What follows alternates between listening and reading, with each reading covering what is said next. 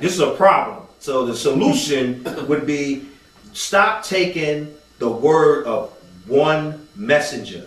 You know, like we don't believe something until we hear from a white person. Yes, let's just put this out there. The Jews, it's not a race. Like there are black Jews. Like the Jews were black people, but because they band together under that umbrella of Jews, we thinking that it's as a religion. And they subscribe to colorism. And they subscribe to colorism, you know, because they passed the paper bag test that, you know, we all joke about, that they could pass for white.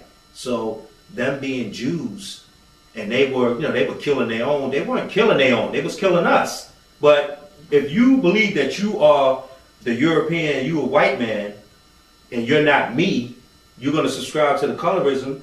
Yeah, that's what they show. But they're not killing them anymore. We've always been getting killed.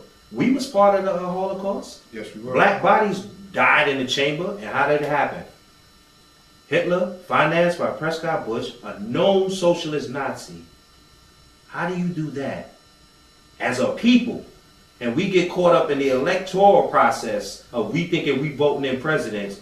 You voted in the grandson and the son of the person who killed the Jews. Whose whole campaign was predicated on white supremacy. Yes, you voted him in office. Then on top of that, so we had that. And the other one coming. Oh, we gonna get to him. Another one coming. So you got the other one coming. You know, Hillary gonna run against him. Then we'll get back to the Clintons. So then in the meantime, all right, Bush's is out. You know, you had Reagan, Bush, you had that. Then here come Clinton. Signed in a lot of bills. Built a lot of jails. More people got locked up. The Bill Clinton administration. But because they just love some Bill Clinton. They love Bill Clinton. But more black people got locked up during his administration than at any time in American history. Now I'm talking about in the past 200 years. Who needs a community more than us? Because everybody got a community. I go in Brooklyn, they got a Chinatown.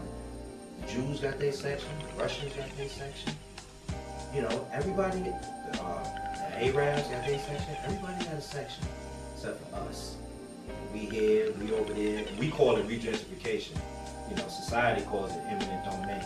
Put up the Barclays Center, snatched up 2 blocks. All right, give us that.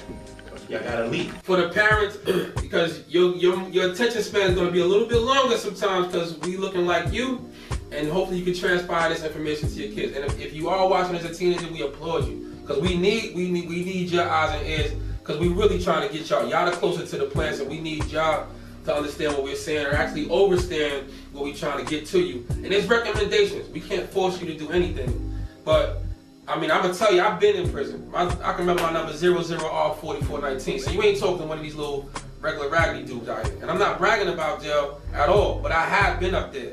And when I worked as a teacher, teaching GED, and the highest paid was 29 cents an hour.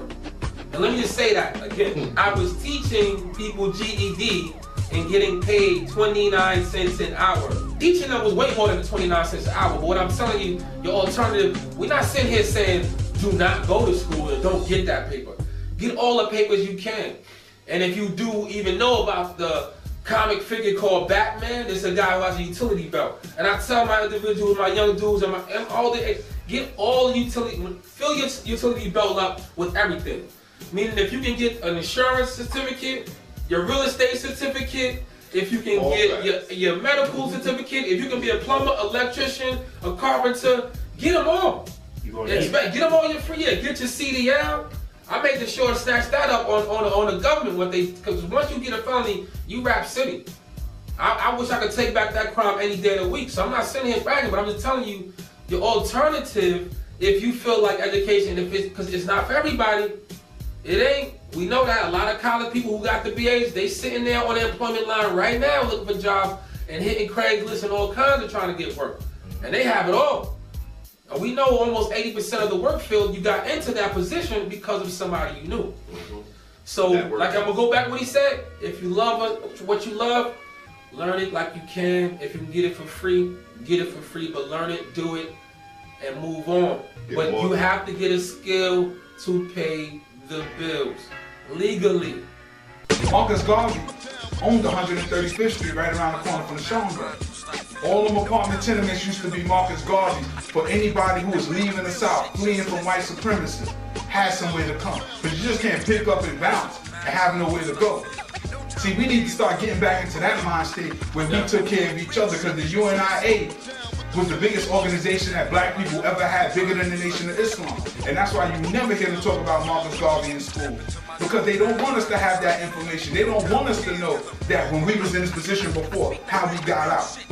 The problem ain't changing, the solution is the same.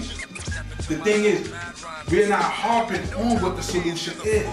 The solution is, let's put black people first. That's how the Chinese do it. When they come from China, they don't move to B.E.S.T, they go straight to Chinatown. When the Russians come from Russia, they don't go to Brownsville, they go straight to Brighton Beach. The Koreans go to Flushing. The Jews go to Williamsburg or Crown Heights. We're being pushed out of every community we ever had. Many people don't even realize that it was our influence that influenced the MTA to make them build the IRT that take you from B.E.S.T to Harlem. That's why Duke Ellington wrote the song Take the A Train, because we were the popular black communities. B.E.S.T and Harlem. We have to start getting like that again, to where we start realizing that we can only depend on each other. Stop looking at the worst of our people saying that's who we all are. Because if that's all you see, that must be who you are. You must be the drug dealer. You must be the self-hating black person. Because when black people talk about what black culture is, I think about Marcus Garvey. I think about Harriet Tubman. I think about Malcolm X. I think about our contemporary doctors like Professor Anthony Browder, Professor James Smalls. I think about the people who've been putting at least 40 years plus building relationships around the world that they don't want you to know about.